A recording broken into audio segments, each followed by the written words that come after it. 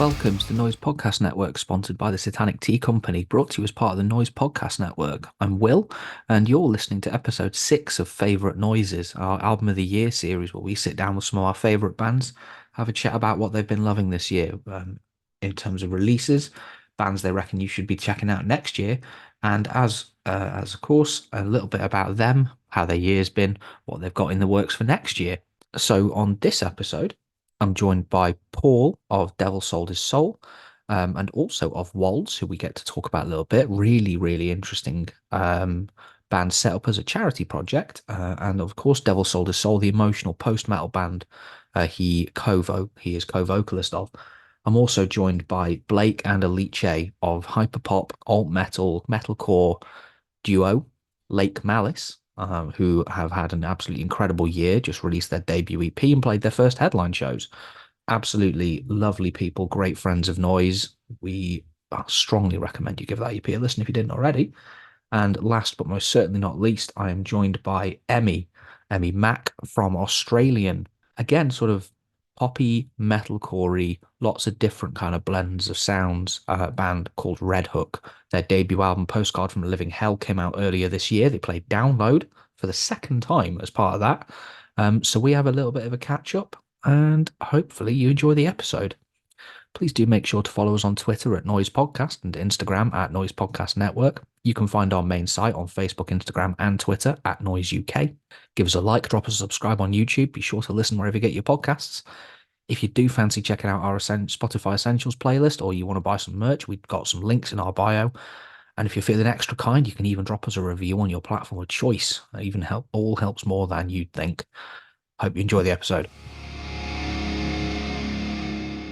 Paul, thank you again for joining me. So I've got the wonderful Paul from Devil Sold His Soul joining me this evening. How you doing?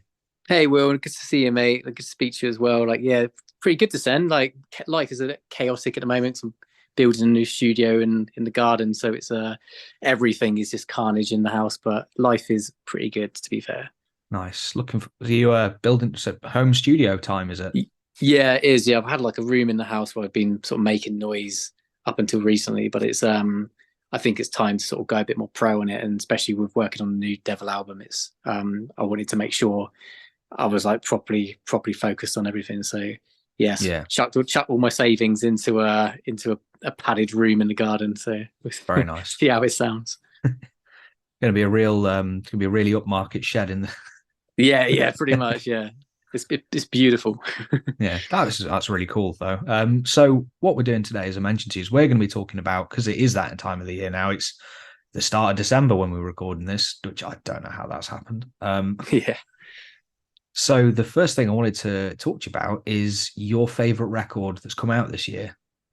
Yeah, cool. I mean, there's been some good stuff out, and it's been a really weird one for listening to new albums for like me and the guys in Devil, because we've been so focused on listening to our own stuff to get ready for the anniversary shows. I did my Yeah. Spotify Wrapped, and it was like literally the entire Empire of Light album back to one. It's like, oh god, it's just embarrassing, so I didn't post it. And but yeah, I guess like I've got a few in there that I've thought were pretty decent all year, and then two that kind of came out as the two that really like sort of hit me and like made me sort of fall in love with the music probably more than anything else that came out. So I'd say like a big kudos to people like Silosis and Ern, who brought out great records this year. Like I really enjoyed the Beartooth album as well. It's a lot of fun, just absolutely crazy pop metal, like it's really fun stuff. But yeah, for me, it came down to two really. One, Tesseract, War of Being, and Hammock, Love in the Void. Very different albums to each other. One instrumental with some stuff in there vocally, but the Tesseract one for me, from a band that I've known since their first gig, so I've toured with them in their first ever tour. They're literally like they've come to a point now where I think they've nailed it. They've really nailed it. Dan's vocals on that record, like he's pushed himself to the next level. I haven't heard any writing or like vocals that have gone to that new dimension of vocals other than his this year, where I've been like, this is absolutely outstanding. Like everything about it, like the details have gone into. So yeah, I'd probably say from a heavy album perspective, Tesseract War of Being is my like number one. I love the Hammock album, Love in the Void, because it's so calming and peaceful, and I can stick it on. And it's like takes me to another place, like visually. And then there was like another surprise one that came in that I didn't know was happening, but it was have you heard of Olafur Arnalds before? It's like an Icelandic soundscape piano neoclassical sort of stuff. Like he did a live record or live video from, it's called Live from Hafersi, which was only out on YouTube as a video, but it's, if that was an album, that probably would have been my number one this year. But Okay. because it was a live video, it wasn't. But honestly, all three of those are like top dog. Tesseract probably being, from a heavy music perspective, the one. Yeah, I think that got a lot of well-deserved love when that came out, that Tesseract record. And I agree that, like, as someone who's sort of dipped in and out of the Tesseract kind of pool over the years, this is by far and away like the most realized version of them I've heard them doing. Yeah. And the sheer stones to drop your lead single being the 11-minute track on the record. Oh yeah, ridiculous. I mean, and the stuff they're doing with the gaming side of it as well. It's just really cool to see people trying to push the limits of what not just only like the sound is, but also like the accompaniment of like visuals and just what you can make an album these days. It's super cool. I wish I had the budget and B the that sort of artistic vision. It's just so impressive. Just to immerse yourself in that sort of environment. It's just, I'm so stoked for them, because they are lovely guys and they deserve to be sort of heading in that stratospheric direction that I think they're going to go in. Yeah, they've been plugging away at this for a while, and it's really, really cool to see them hitting that, really, like you say, hitting that stride. It's like I've known James for, obviously not as long, but for a few years through his through his work in the music industry, and also through his very different other band, Cage Fight. Cage Fight, yeah, who are great. But yeah, no, that Tesseract record really special. Hammock, I only know the name. I don't think it's been one that's been on my like. Definitely would have heard them. I mean, it's all like soundscapey type stuff. So you can think of Devil Soldier Soul and like the more, I don't know, like the orchestrated sections in the background. Think of that, but as like a full band. It's really only two guys, but they obviously like get a lot of session musicians in to do things like full string ensembles, like everything's there. And did you ever watch like Ricky Gervais' Afterlife? I didn't know. So there's a lot of stuff in there on the soundtracks, but oh man, there's so many good albums by them. But it's sort of thing that if you're having like I don't know, if you need to just take a step away from life for a second, put one of their records on, it's just like it just takes you away to another place. Absolutely awesome stuff. Yeah, I mean, I haven't listened to like loads and tons of heavy stuff this year, because I just haven't been thinking about heavy music in that way. I wanted to try and approach the new Devil album as well with a completely clean mind, and I think some of the stuff I find it better to switch off by listening to different genres and getting melody ideas up from different areas where maybe if I went to listen to a metal album, for example, I wouldn't get the same sort of vibe. So people like Jordan Reiki as well, like is more jazz and soul type vocal. I'd go and listen to that probably more over a metal band at the moment, which is not a disrespect to the scene, because I freaking love metal still. But where I'm heading in terms of going into an album writing cycle, I think that's where I need to be with my head.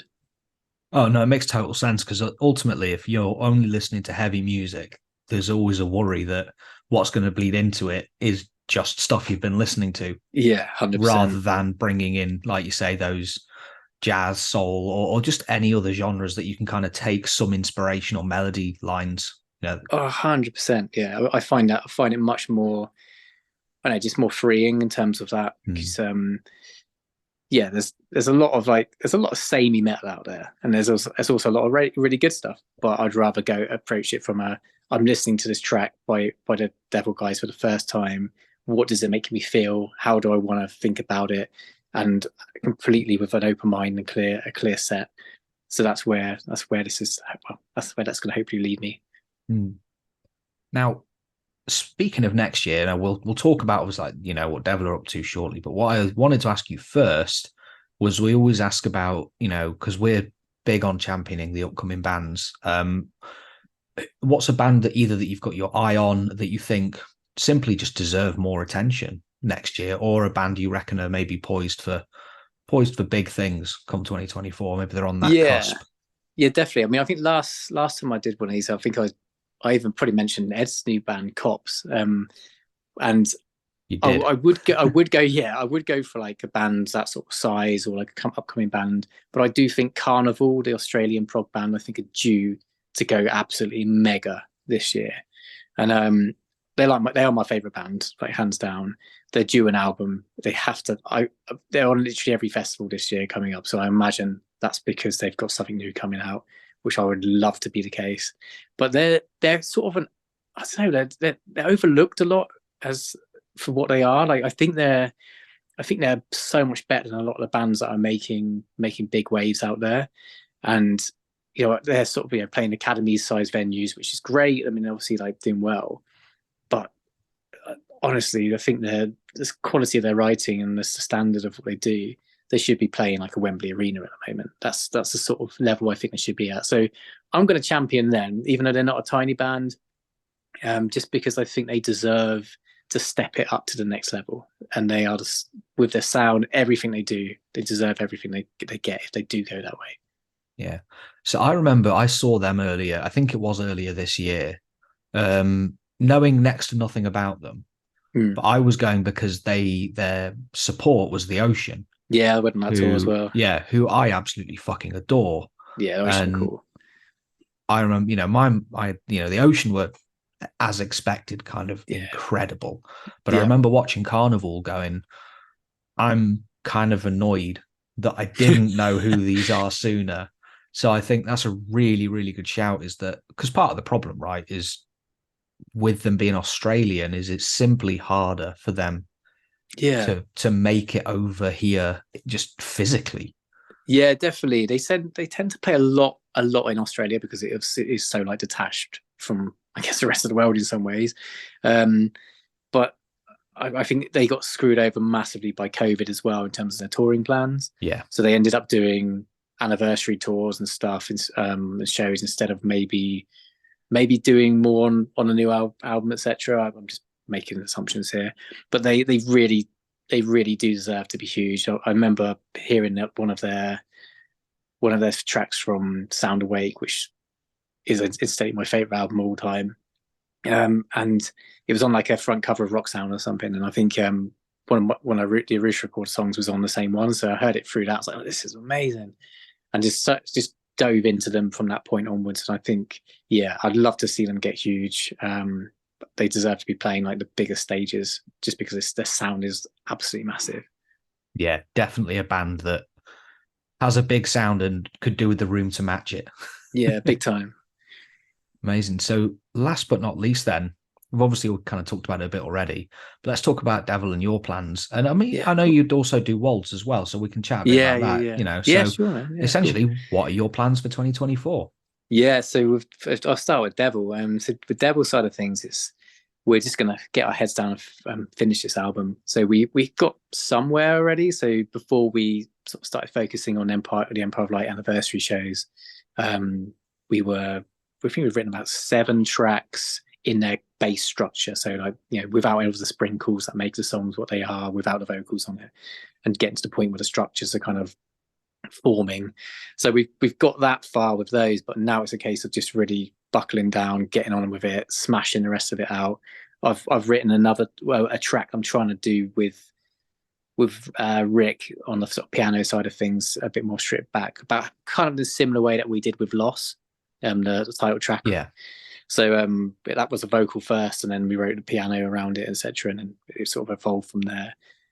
So I've got some ideas to go forward, but yeah, as soon as the studio is finished, which is probably about a week and a half away, I'm going to be out there working on those 7 tracks and just getting that down. But we look to do similar sort of amount of songs as we usually do, sort of 10 plus, and then whittle it down.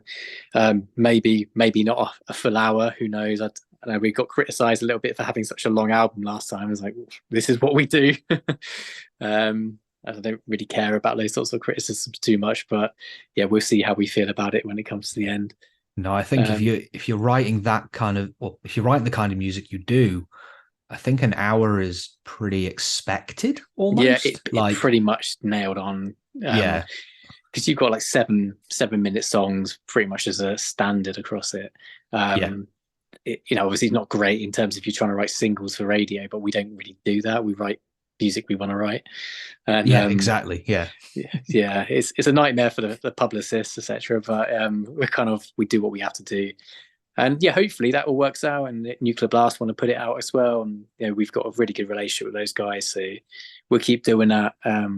I think touring wise, we're probably gonna have to put most of that on hold until we finish the album. I really think we need to get that album done to make touring work for us better. Because we really missed out on Loss. All the delays from COVID, people's tours getting pushed back 2 years really affected our touring. So we only did the UK in the end, which we should have been out doing Europe. We should have been out further seas as well.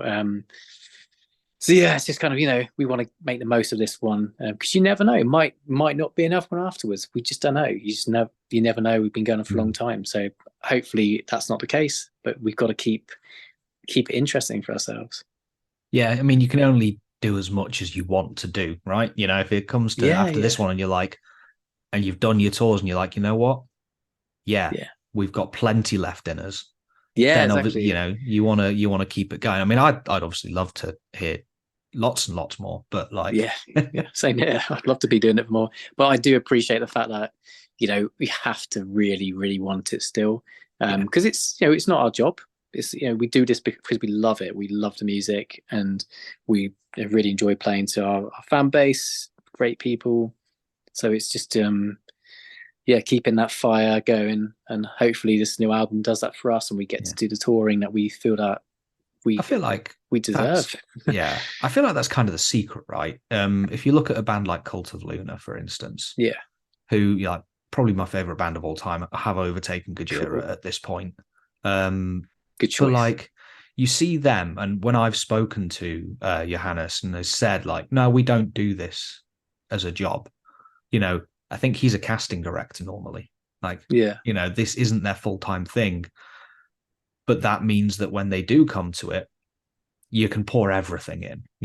It's that thing that, like you said earlier, it's the thing that you don't have to focus on it to keep, because you can actually do it for love, rather than absolutely, that 100%, and that's really where we're at. And it's we love doing it, and we all, as a group, we get on so well.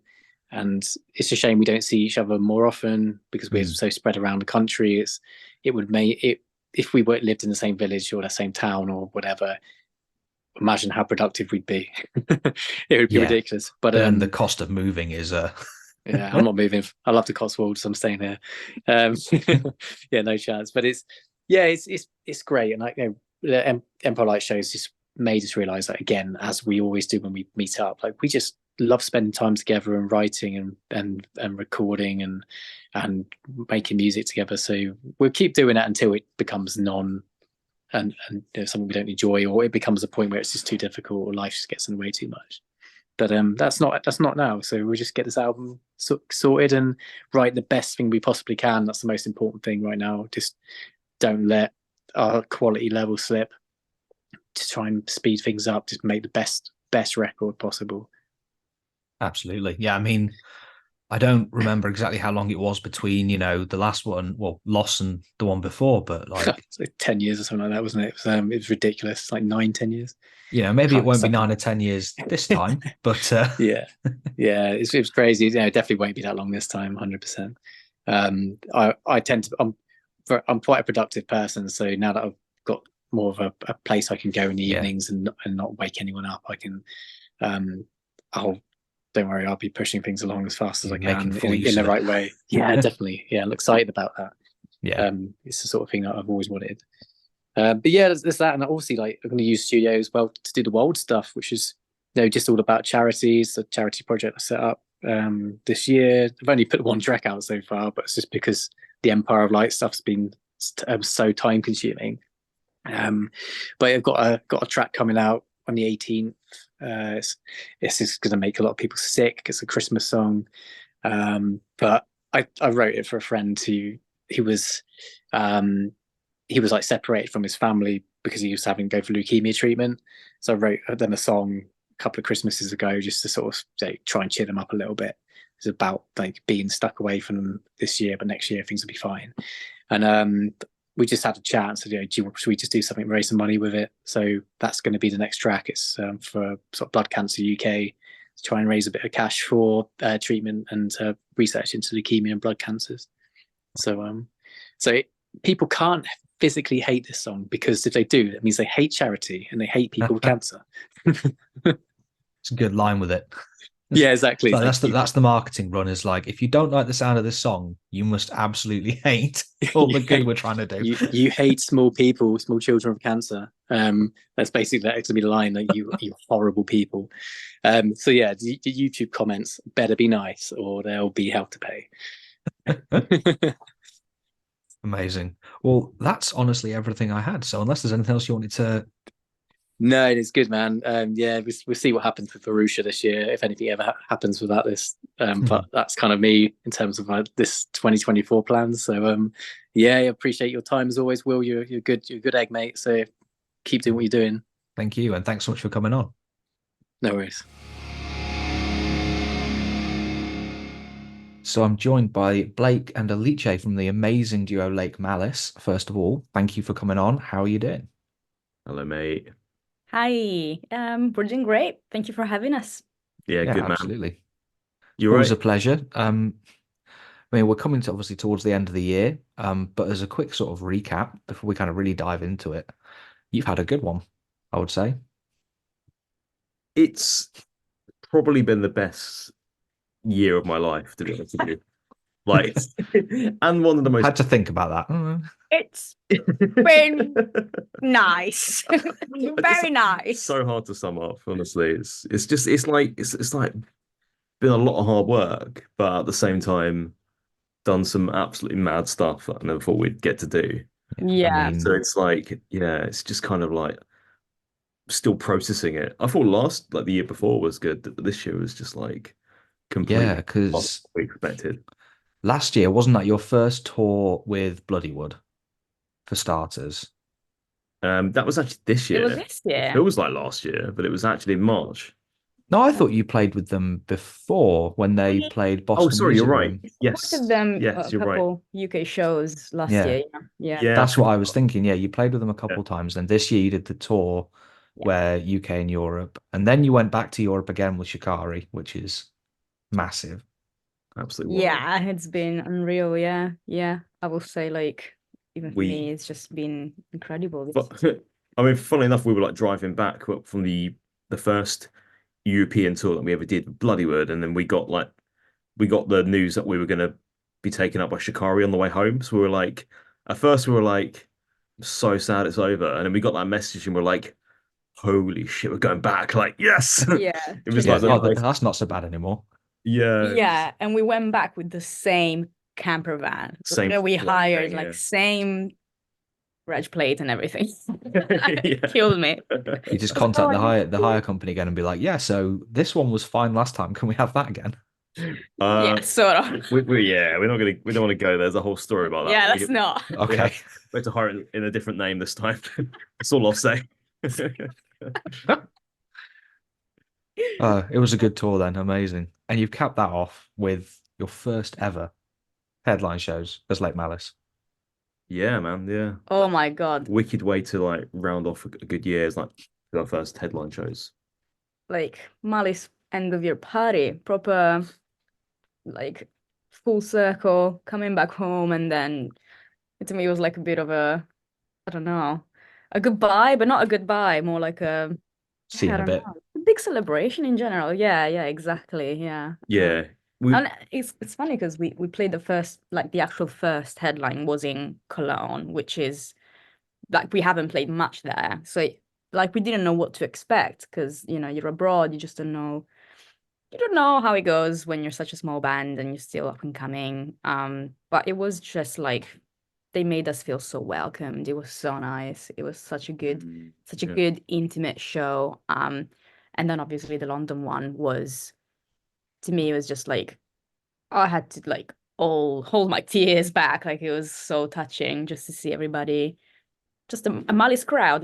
We don't know what it would look like up until that day. So Yeah, it's a lot like it felt like a lot of pressure in some ways because all we've ever done is like supporting bands and like when you support it, obviously you just play a set, get off the stage, and then like the pressure ends there. But like it was like, oh, we've actually got to like in my head I was like, I've got to make this night feel like it was worth it, worth coming out just for us. Like I just feel like that's a lot of pressure to to be able to deliver like oh my God, yeah, it's like a whole show. it's like when you host people for dinner and you're the one who has to cook. And you're like, oh fuck, Yeah, it have was to be like good. yeah, and like I think because we had a lot of people there who are quite active in our Discord community, and there's like so many absolutely like ridiculous in jokes and things flying around. We just like had a bunch of stuff like for those people as well, and I don't know if like it came across like super weird to the people that aren't involved in the Discord, and they were just like, why is there a giant inflatable pizza being thrown in someone's face? Or why is there like, I didn't explain that the pizza. inflatable birds being launched around? I explained the pizzas because I'm Italian, but the rest was just too much of inside jokes to explain. So Yeah. I'd say, It's- it's like being in Brighton. It kind of almost doesn't matter though, right? Because like, inflatables at a gig are just fun. Yeah, Like, yeah, exactly. Yeah. Not if you're the venue manager for Blackheart and you've put Christmas lights very close. oh, that was, yeah. I saw them up there and then I saw the pizza slice and was kind of going, okay, this, yeah. I was so scared. Why have of- you hung massive, like so many Christmas lights? Honestly, So low. how did we not get electrocuted is an absolute miracle. Like I don't know how that didn't happen. But it went great, to be fair. Yeah. Unforgettable night, obviously. Like it was awesome. It was awesome. Really good energy in the room. Lots of faces that I've seen before. Others that I haven't really like. I don't know. That it was like a really cool mix of people. Yeah, it's funny, isn't it? Because obviously, we've done all these different support shows, and then you start seeing people turn up at these and for our gig, and like you recognize them from the different shows we've done. You're like, oh right, so these people saw us on the Bloodywood tour, or these people saw us like play with, I don't know, like Zeal and Ardor or something like that, and you're like, oh, like it's just crazy how you collect little fans from different shows and I mean, I've been selling merch every show, so like I know the people that I literally feel like I've become friends with these people who then come back to see us, and I'm like, oh yeah, I had a chat with this guy and this girl or whatever. Like, yeah, it's real conversations every time we play a show. So yeah, it feels way. I guess that's why it feels a bit more intimate and like personal rather than a bigger show. Yeah. But it was a big show. It was really good. It was awesome. Yeah. And to cap it off, and as something of a segue, you released as well your debut EP post Genesis, which has gone really well. I think I feel like it's gone down really well. People have really enjoyed it. yeah, I think so. Yeah, yeah, like we worked really hard to get it to sound like one release because obviously they were kind of like singles originally. They weren't really planned to be on an EP, and then we realized that they fit quite well together. Some of them were like remixed, and Carl Baum did a really good job of like mixing them all to like make a consistent sound. And like, well, we're obviously really familiar with those songs, but we forget that we're such a small band that to most of the sort of the listening public and who are into metal and whatever, they've never heard of us, they've never heard those songs. So for them, I feel like it is actually quite a cool little package, like a little, conceptual sort of thing to listen through to, and It's a good it's a introduction. good intro to us. Yeah, I'm actually really proud of it. Like there Mm. were times where I was like, oh, I wish we had, more new material on it, and I wish like there's always more you wish you could do. We did have bigger plans for it, I think, at the beginning of the year, but we've just been so busy with gigs and working full time and all sorts of bits that this is kind of like what we're able to offer now. But I'm genuinely really happy with it. I think it's gone down well. Yeah, Yeah. for sure. You It's say funny. you want, sorry, go on. Oh no, well, I'm just gonna say that we haven't seen the physical copy up until we went on tour with Shikari, because we didn't get basically the pre-orders went in and we were waiting for the test pressings and we didn't receive them when we left. So we basically got to Denmark, was it? And then, I started like putting together all the merch and setting it up for the first show. And I opened the first vinyl. I was like, oh my God, this looks sick. There it is. Yeah. It's very strange not to be able to see it for a while, but it feels also really amazing to have a physical product. Like, Yeah. It's really cool. For sure. And as I mentioned, we're going to make this kind of segue into what we're doing. A big reason we're doing the podcast is it's the end of the year, and that brings everyone round to talking about what albums they've enjoyed that year, what releases they've really enjoyed. So one thing, like I said, that we said before, that's nice to do is talk about stuff that isn't yourselves for a little bit. So let's do that. And off the bat, what's been your favorite albums that have come out this year? I'm assuming you'll have probably have different ones, as believe you did last year as well. We did, yeah.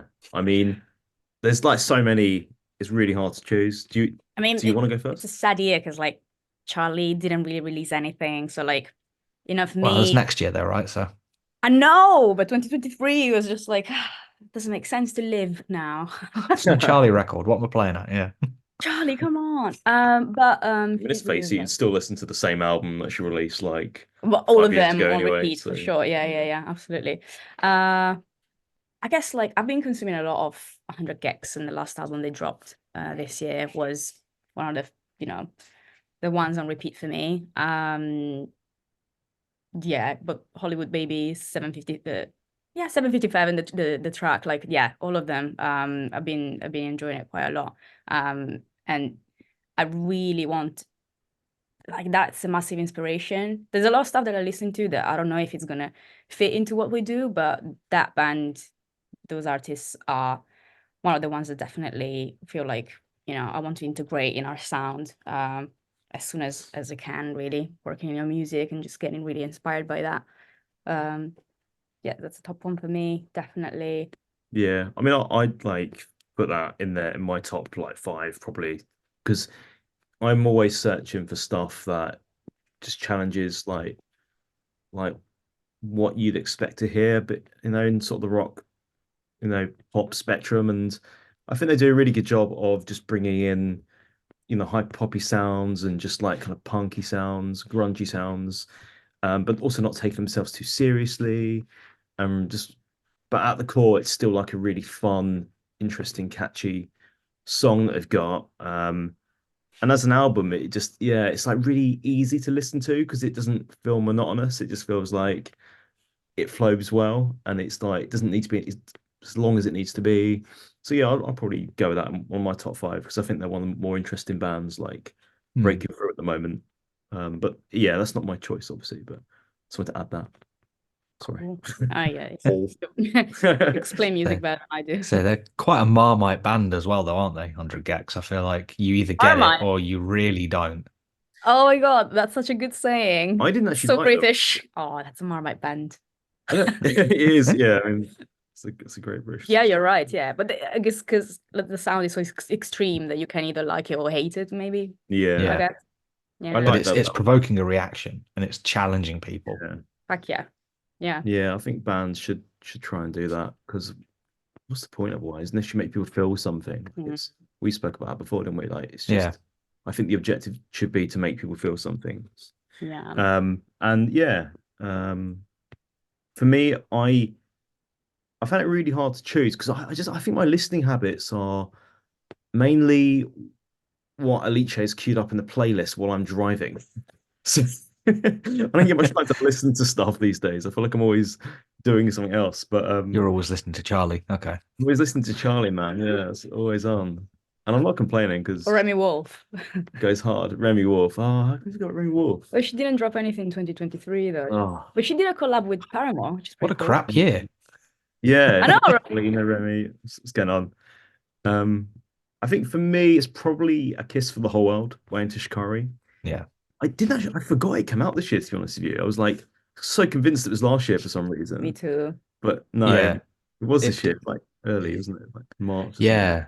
Yeah, I find that with some of the earlier records, you're like, oh, that must have come out, It was, I'll tell you what, actually, and I remember, and I'll tell you why I remember this. It came out on April 21st, Right.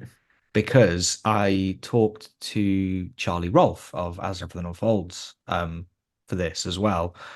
And it came out the same day as their record. Oh, right. Hilarious. Right. I And mean, that's why they remembered, like, because it yeah, was you the would. same day as Ultraviolet. And it's like, if there's, and for a band that, like yourselves, like them, obviously, like really, really into Shikari, Yeah, you're like, oh, why are you dropping it on the same day as us? yeah, that happened. It's one of those things, isn't it? We've had similar stuff happen to us, haven't we? Like our Yeah. release, quite crowded release date. Yeah, we dropped a It's single. just, It was always yeah. wasn't it that time that we dropped a single and like a massive band came back after years? What was I it? think My Chemical Romance released like a single, like a comeback single, the same day as our like Black Turbine or something. But it's gonna Yeah. happen, isn't it? And You're just yeah, looking at it like, why did we fucking bother? Like, yeah. we'll just take it down from Spotify and wait till next week. Yeah, exactly. Honestly, man, yeah, might as well. Like, no one cares. It's fine. But yeah, like, I don't know. I think that, like, this music scene's big enough for everyone, isn't it? It's like For Coke. sure. Yeah. It's all good. Like, Yeah. but I mean, I'm sure Ultraviolet. people can listen to more than one song in a day. Yeah, Surely. exactly. Make a playlist with new stuff. No? Ultraviolet though, that was wicked. The As Everything Unfolds sophomore release. Like, I really, really Oh enjoyed my that. God. I Was think it that, this year? yeah, yeah. We just literally said it was the same day as the Shikari record. Oh my God, sorry, yeah. That song, Slow Down. I am Yeah. I am 90% of their plays on that song, like for sure. It's so good. And we supported them on a few shows this year as well. So like when I Did. heard it live, it almost like cemented my Yeah. I belief. remember I don't know, you remember, I think last year, or I think last year, they did that show at the Camden Assembly playing the debut in full. But they did it sort of out of track list order, which was cool. And then in the middle, they dropped what turned out to be, they dropped a new song and didn't name it. Turns out it was Slow Down. Sick. That's the best way to be like, I remember when like, you know Marmosettes? Do you remember Marmosettes? I remember Marmosettes. God, that Yeah. debut album, goddamn. Yeah, right. And I saw them live, and once they played this new song, and it turned out to be one of their biggest singles. I can't remember what's it called now. And I remember like when you see the first time, like you see it for the first time live, and then it comes out, and you remember it Yeah. was amazing live. That's the best feeling to me. Like it's one of my favorite things. Yeah. Big time. Big Yeah. time. But the Shikari record being your Yeah, album no, of the year. it just I feel like every single song they released, singles leading up to it, grabbed me. Like, it was just like so well written. It's got everything you want. I listen for in a song, like really moving, um, melodies that kind of just that feel like they pull you in, and they feel really emotionally deep, and you can hear it in Raoul's voice as well. Like, he means every word of what he's singing about. It's really versatile in sounds, as you'd expect from Shikari. Um, yeah, like, I mean, the electronic production side of it as well is just like next level, and hearing it live for like, the whole of October was like, it's just an absolute dream come true, because I was like, November. was it November? November, sorry. I don't know what year it is. I don't know what planet we're on. Yeah. But yeah, It was you never get tired of it, honestly. Yeah. it's like, out of all the bands we've toured with, like, I just wanted to watch every single minute of their set every night because it was that good. Mm. But yeah, like that album is insane. Like, I think my highlight probably be Bloodshot, because I'm just addicted to like that song. It's just got something in it, like it's laced with like a class A drug. Can't stop listening to Bloodshot. But yeah, every song's good, and it's got really good pacing. Like, but like I have to say, I'm not listening to lots of albums from beginning to end like I have with this one, because I'm consuming stuff in a very different way at the moment. But I do love sitting down, getting into albums, but I need to do it more. Listen to more EPs than albums probably this year. It's been a really good year for EPs, actually. It feels like that's becoming a thing again, which I love, because like it's kind of a bit more on a, on sort of a not cynical, but on sort of like a almost businessy kind of front. It's a little bit more sustainable, for a band. Might be You're amazing. not, especially when you're kind of like, do I gamble? If we're kind of up and coming, it's like, do I gamble everything on an album, or do we test the water with an EP? Do we throw all of our focus into 6, 7 songs, maybe 5, 6 songs that we can make amazing? I mean, didn't Spirit Box come out with an EP this year? They did. The fear of fear. Yeah, so good, so good. I really liked some of their songs a lot. Maybe, maybe that's just the way forward when you don't. I guess, like, I mean, again, like albums need to have a purpose, right? And a narrative and everything. And either a narrative or something cohesive as a message. Like, I guess if you don't have that as an artist, like it makes sense to just focus on something else. Or either way, financially, that's like not, doable. That's I think absolutely fine. And I think, there's a moment for everything in everybody's pathway. So I'm sure that we'll get there too. But yeah, it's true this year has been, I don't know if it actively harms a band by not choosing to do an album over like maybe 2 EPs, or I think there's like a good argument for both types of releases still. But at the end of the day, I think it doesn't, in the age of like, streaming and playlists and things, I think a lot of people actually are going to still be able to consume that artist's music the same way, because they're still going to be single by single coming out, whether at the end of it you got an album or not. I'd argue whether like it actually makes a huge difference, but it really depends people on, like... people it's redefining. I think that the distribution is back in the hands of the artist a bit more in a way, isn't it? Because they, like they're not stuck in that album cycle as much. There's more encouragement to and freedom to to just do like, let's just do a collab EP, or let's just do like a split EP or mixtape, and it's a lot more fluid, I think, in terms of how bands can release, and that suits, that's good for us as artists, because it's like you say, if we don't have the budget for an album, we just do an EP or something like that instead, Yeah, and you can like focus entirely on that. Moving on to what I was, what we're going to talk about next is like the thing, because as you say, there's always an upcoming band, and what I love doing is, finding bands like yourselves, like other bands that are kind of getting like that deserve that attention, that deserve kind of more eyes on them. So my next kind of question that I've been asking is, coming into 2024, if have you got a band or like an artist in mind that you think more people need to be paying attention to, like an upcoming band? Maybe they're maybe you're kind of like they're just on the cusp of like a massive year, or they just, they just deserve way more love than they're getting. I've got a couple. I mean, do you want to go first? You do? Or I mean, to me, I think last year I said the same. I think it's like always Night Bride, like, and it's not like they're not getting the attention. I think they are, and they're like getting really good shows and everything. But there's always more that can come the way of like smaller artists. And oh my God, yeah, they came out with ECP this year, and it had such a good cohesive message. It was like a kind of trilogy message. It was really, really cool. And it's about insomnia, wasn't it, or like fever dreams? Yeah, trilogy of gruesome dreams. It's really, it's really, really cool. And I think, they really deserve constant attention, and I'm sure they're gonna get it.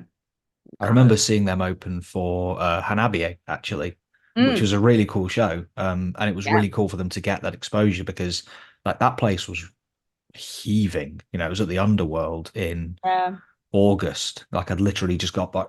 I got back from Arctangent that day, and like threw myself through the shower and went back out again. But yeah, seeing them get such a good reception. So it's like you say that, it's not that they're not getting the attention, it's that they could always, there's always more. 100%. Yeah, you can come on. Because I was unfamiliar going in, and they were really good. And next year, so they're going to be playing Download. So yeah, I'm sure that's a trajectory for them. Yeah, big time. Yeah. I've been listening to this band who write the most earwormy songs you've ever heard, like, and they're pretty small band, to be honest with you. I think I say that, but like I think they've probably got more of a fan base than ours, actually, but like we're a small band too, so that's fine. But yeah, they're called South Arcade. Have you heard of them? I have. Everything Unfolds in February. Yeah, I believe they also opened for yours truly on their last UK tour. Yes, I think they did. Yeah. Yeah, it was them and Lizzie Farrell. Yeah. Such a cool lineup. That is a wicked lineup. Yeah. Yeah, Mm. yeah. I was at the London show, obviously, for that one. Oh, nice. Yeah, South Arcade are really cool. I'd like to see them live. I've not heard loads of their stuff, but I think they've got a really good defined sound already, and I think it's only a matter of time until they blow up a lot bigger than what they are right now and get some real traction. So I'd say jump on board that train. Yeah, it's like really like Y2K, quite poppy. It's cool. It is, and it's like they've got some really nice like production stuff going on. The singer's got an incredible voice, but they also, I think, just more than anything, it's their songwriting. It's really, really good. Like it's just like you just know it's gonna blow up because their songwriting is just so on point and it's so catchy. It's good like alt kind of pop rock. Wicked like crunchy like guitar tones, like it feels like it's got like a really chiseled sound, like for how new of a band they are.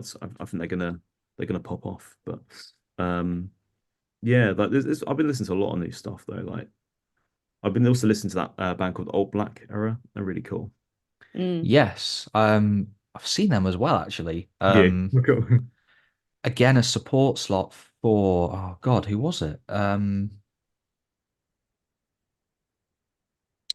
It was at the Underworld as well. Actually, it was I can't remember off the top of my head. But I remember reviewing the show for Metal Hammer and having a great time. So Witch Fever were playing. I know that much. Nice. Cool. That's another good lineup then. Yeah, and they're like Witch Fever. I mean, they're getting their dues, but they're a sick band. But yeah, no, Alt Black Era were really cool. Actually, I remember watching them and going, this is something that they've got a really powerful message. Yeah, they do. Yeah. And I think people really enjoyed it because that crowd was like a really open-minded crowd because it was such a mixed bill. Yeah. So they, even though they stood out, it was like people were having a good time. So that was really good. That's wicked. Yeah, no, awesome. Yeah, I'm glad to hear that because we've not had a lot of time to go and see bands this year, like unsurprisingly. So yeah, you've mostly been seeing who you've been touring with. I know, which is it's not a bad thing because we've been touring with like amazing bands, but exactly, yeah, just check out some of these other like newer bands as well. But yeah, they're my picks anyway. Oh, also there's another band called RTO. They're really cool. And Clip Trip. Yeah, they're really cool. I love their these sound. kind of sleigh bells, kind of yeah. Amazing. Sound is so good. Yeah, so we picked like 3-4 bands here, but there's just no, you're good. I'm loving new music at the moment. Yeah. Clip Trip. As I guess shameless plug, Clip Trip are actually playing the inaugural Noizze Fest next year. That's sick, man. Yes. We've got them headlining along with Vexed, which is really fucking cool. Oh, I love Vexed. Vex dropped an absolute banger of an album as well this year. Yeah, so good. Yeah. It's unbelievable. And they're so nice. They are. Yeah, so much time for all of those guys. Lovely people. Yeah, big time. Yeah. So last but not least, come to the final bit I want to talk about, which is Lake Malice in 2024. First of all, you've obviously got your headline tour that you're going to be going on, which I thought was really cool. As soon as I saw those venues announced, I was like, you're playing the fucking Underworld. Yeah, man. Oh, absolutely mega, because I've just seen you at the Black Heart and I was like, Underworld, let's go. It's either a bold move or very freaking dumb. Like we'll see. Let's hope for the best. I'm sure. I think it's a good move, Well, I can't wait. I mean, yeah, it's one of those venues that are like kind of. It's one of my favorite venues. To be honest, I've always had a good time. It always feels like it sounds good there. It does, with Hacktivist there for the first time, and just since then, just fell in love with it. Every time has been absolutely amazing. So yeah. You played it for Loomfest as well. Yeah, we did. Yeah. You know it better than we do. You know better. You know our schedule better than us. So thank you, Will. I thought most people know our schedule better than us. Yeah, we probably know our schedule the least. God, yeah, embarrassing. But yeah, that's that's going to be wicked, isn't it? Like we've been wanting to go back to like a bunch of these cities as well on that tour for ages that we've not had a chance to play for a while. And it's good because then obviously the UK is it's not the most accessible place to travel around. When we only done one headline show in London, so I'm really looking forward to be able to do some headline shows around the country and have our own tour. You know, it's a huge moment for us. Very, very excited for it. But in terms of other plans, like so we can say something. Oh, well, yeah, that it starts in Brighton as well, which is like kind of our hometown in a way, not hometown, but yeah, second hometown, I guess. Which, yeah, we haven't played much, so I'm quite excited, playing. Yeah, it's kind of where everything started. It's a nice way to start things off. Yeah, and in a venue that I really like, Grindle Store, it's so cool. Nearby the station, very, very, very easy to get to. So, yeah, very cool. Yes, so what's everyone's excuse? Yeah, exactly. Damn right. Yeah. We're also playing a couple of festivals. We can't announce like much actually, unfortunately, because we've only got one festival announced at the moment, which is Takedown Festival. Yeah, it's Portsmouth, isn't it? Yeah. I always get Southampton mixed up, Portsmouth. Which is cool because our drummer lives in Portsmouth, so the opportunity. That's why it's cool. It's cool because our drummer lives there. Yeah, it's nice. Like we get to go to another hometown. Yeah, to another hometown. Very nice, guys. But yeah, like it's a stacked lineup as well. Like we're playing Main Stage, and there's Creeper, there's Black Gold there, there's oh my god, so many loads of bands, amazing bands. Yeah, not been there before, so really looking forward to that.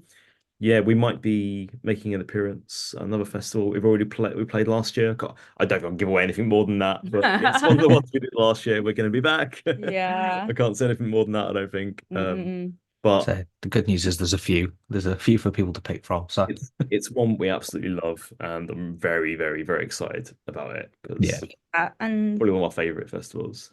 Absolutely amazing, and then there's a potential to go back to Europe as well. It's pretty certain we'll be back in Europe. We are going to be working very, very hard on EP2, basically. We've got a very clear idea of what we want to do. I think, we love metalcore, and we always talk about how much we love metalcore. But we kind of like had like an epiphany, I think, recently where we know where our sound needs to be, and it's still within metalcore, I think, but we're trying to develop what we've done, what we've alluded to with, kind of songs like Stop the Party, and we're kind of, I feel like we're basically doubling down, on that sound a bit, and pushing that more because that's ultimately the stuff that we want to hear, and I think we just write music that we want to hear. Yeah, ultimately. Definitely. And I feel like it's almost harder to write when you know what you want out of it, because so many things that come out do not satisfy us as they did before. But we did play a couple of new tracks the night of the headline show, and we'll see if they make it to the EP or not. We'll see if they're like qualifiable. But before, we've kind of just been putting out the next song that we've written, and then going, okay, well, we've got another song, let's put it out. Whereas this time we're like, okay, we're actually gonna like put together like what we feel is the right sound, more selective. Yeah, exactly. So I feel like it's going to be a really, really important year for us, 2024, in terms of that, because in my eyes, it's like it's the opportunity now to really show what it is Blake Malice is, and develop it far beyond what we've done already with Post Genesis. Oh my god, yeah, just so many topics that I want to explore more, especially in the realm of like mental health and capitalism. I laugh about it, but like literally this year has made me realize how fucked is the world we're living in, and there's just so much that I want to talk about. So yeah, I can't wait to put it all into a piece of work. It's going to be some good rants. Yeah, for sure. Yeah, I have the impression it's going to be way more emo than the last one. It's very sad.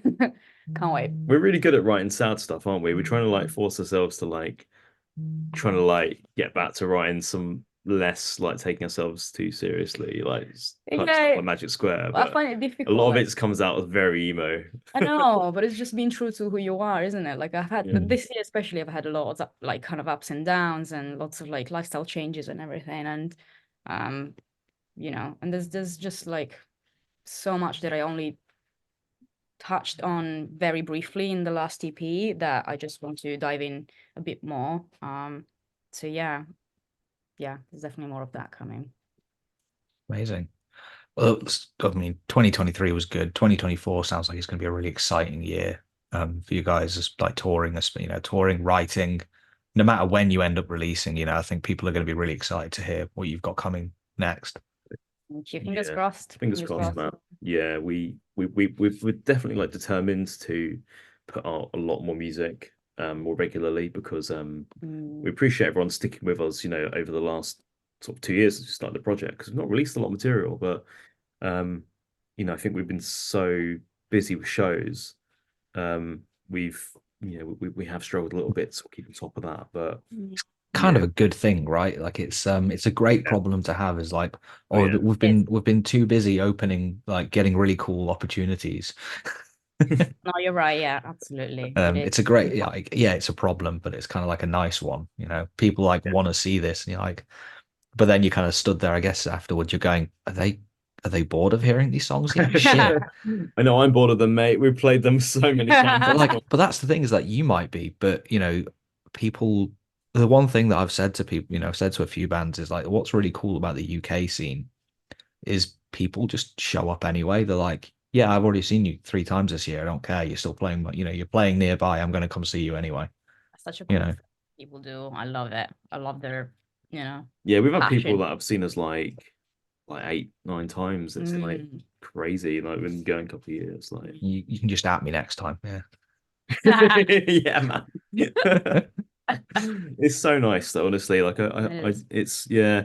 I don't like, because outside of like music, I don't really see many friends, you know. So like gigs are such a nice opportunity for me to like just to, you know, talk to like-minded people and just like you're part of, you know, community, you know. Yeah, Just I like people.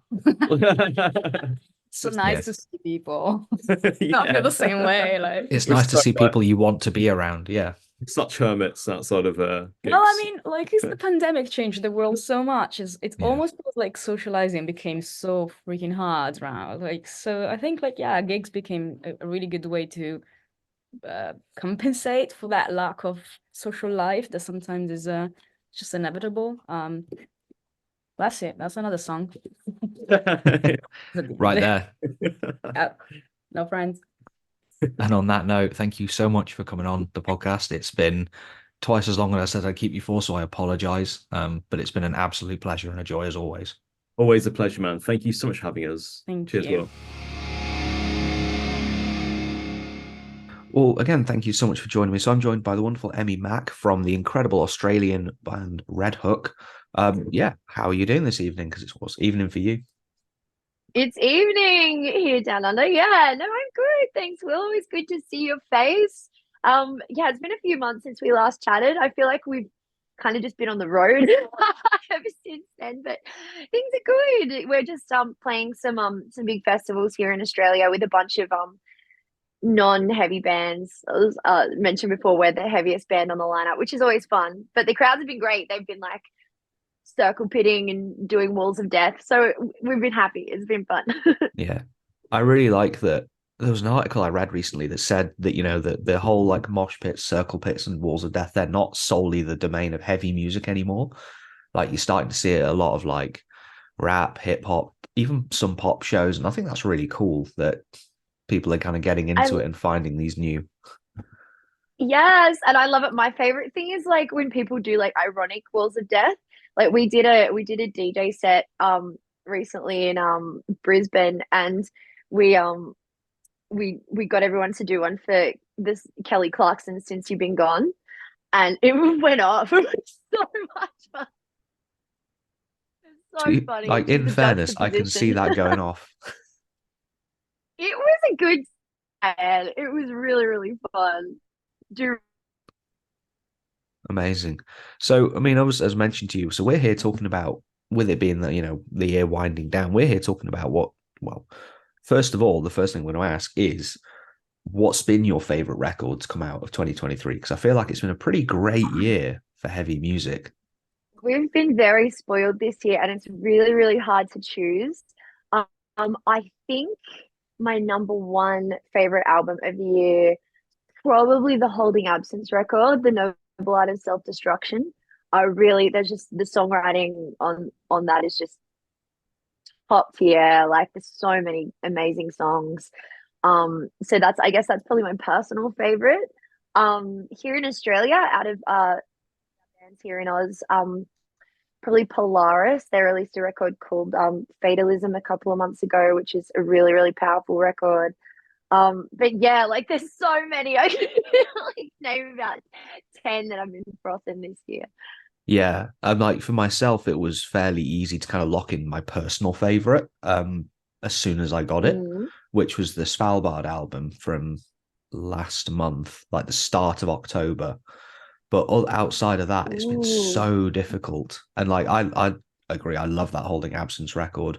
I think having been, having come into them on the last album, so I was a little late to the party because I've got friends who've known them. I've got friends who've known them since they were in their earlier band, like because they've grown up around the same area. Yeah, I've got friends that grew up in like the same part of Wales as they did, and so I've obviously known them for years. But like seeing those boys work so hard and like tour the entire planet multiple times in a year is like, it's so cool, man. It's so cool. Yeah. We were supposed to be touring with them in the UK. Like, they offered it to us, but it clashed with like dates we had in Australia, so we were very heartbroken to say no, but we're hoping that they ask us next time, because we would love, like, I would die to tour with Holding Absence. They're such an amazing band. Yeah, shame you couldn't manage it, but yeah, no, in fact, yeah, I'm sure they tour, those guys tour a lot, they work hard, and so do you, so I'm sure like there'll be an offer coming through sooner rather than later.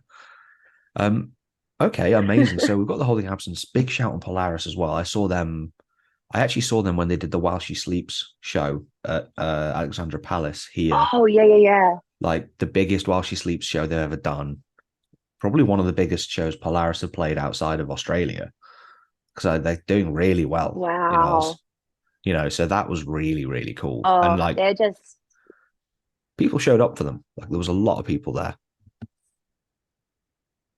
I love that. It's so cool to see like the local kids just like kicking ass, on the other side of the world. It makes me so happy. Yeah, especially when you see like, obviously Australia is really difficult to tour from, in especially like to the UK. It's crazy expensive. But then you've got boy howdy. But we're seeing this era where a lot of Australian bands are getting a lot more notice. So we've got obviously Polaris, kind of one of the big ones. There's I think Future Static have just released their record, and I remember talking to them about it. So it's really cool seeing this kind of movement. So probably makes a good point to jump into the next thing I wanted to ask you about, which is talking about bands that you think are either kind of on the cusp of like something massive next year, or just straight up deserve way more attention than they get. So a pick for your band for like people to look out for coming into next year. Okay, a band that I think deserve a lot more recognition is a band here in Australia. If you're into pop punk, then I reckon you'll love these guys. Their name is Down and Out.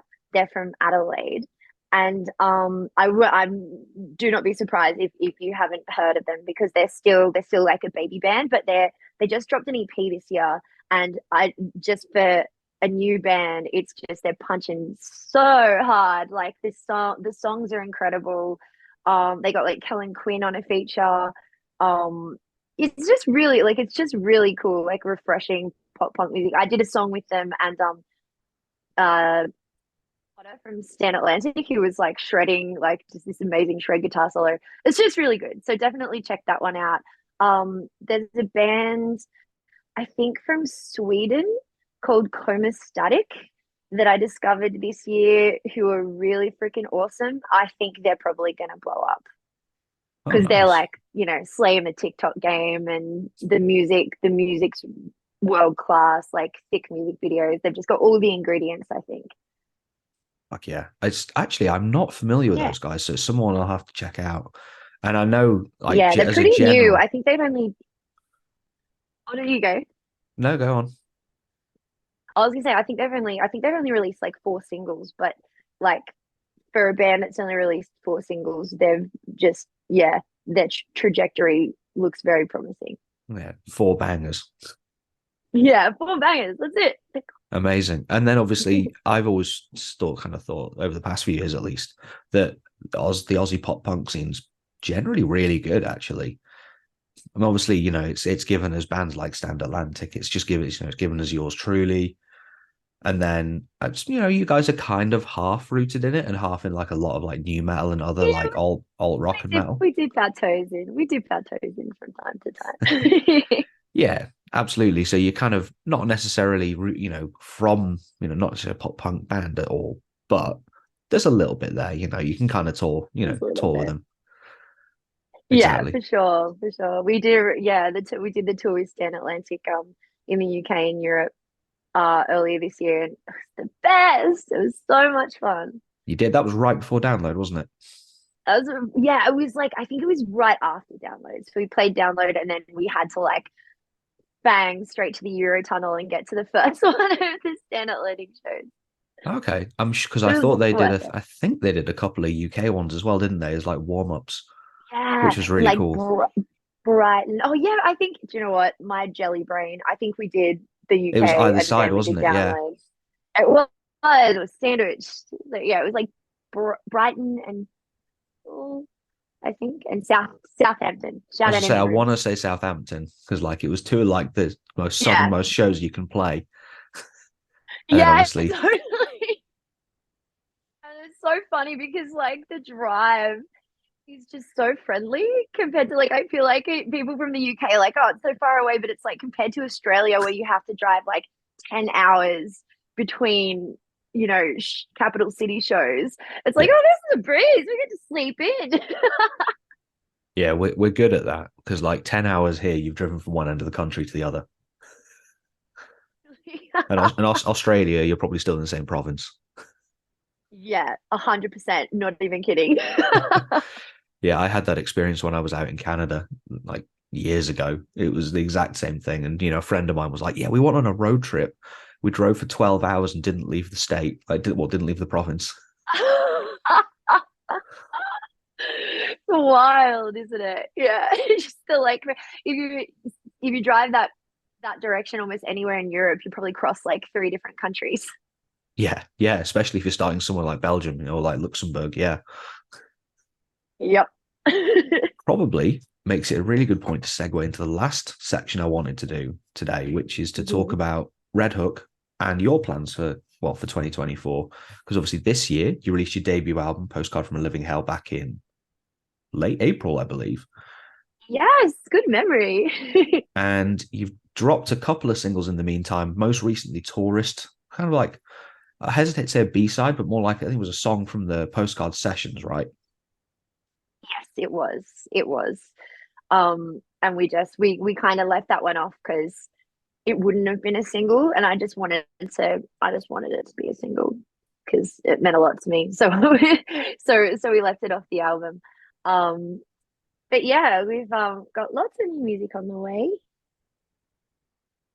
We just got the desk bouncers all back from album 2, which, yeah, which was really cool. It was the first time that we've really just kind of, we didn't have any tour dates or anything, so we were just able to like just knuckle down and just be in the zone. Whereas like Postcard, we wrote in dribs and drabs, like whenever we could snatch time in between tour dates. So this time we just were able to just breathe and focus. And yeah, I'm so excited. I'm so excited for this next record.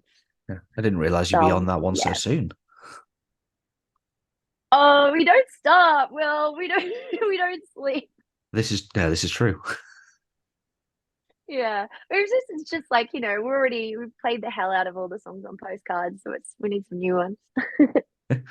Yeah, I suppose. Yeah, I suppose you're right. Obviously, you've toured so much just since that album, and you've obviously been playing those songs since before the record was released. So it's going to be nice to Mm. finally be able to be like, oh, it's something new in the set list.